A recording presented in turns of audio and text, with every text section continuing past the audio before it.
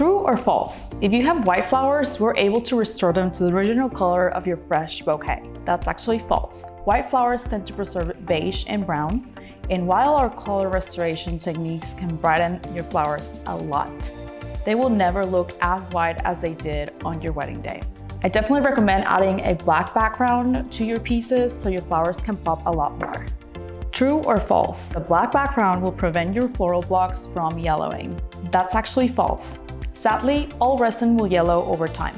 Adding a black background will camouflage the yellowing, and I totally recommend doing this to all your floral blocks. True or false? We take flowers completely apart to make your pieces.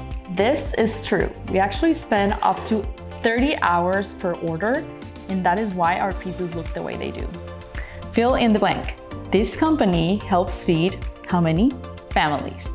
15 employees, 18 total contractors and employees, and growing. What is the preservation I personally recommend? Transparency is super important to me. We have control over one preservation method more than the other.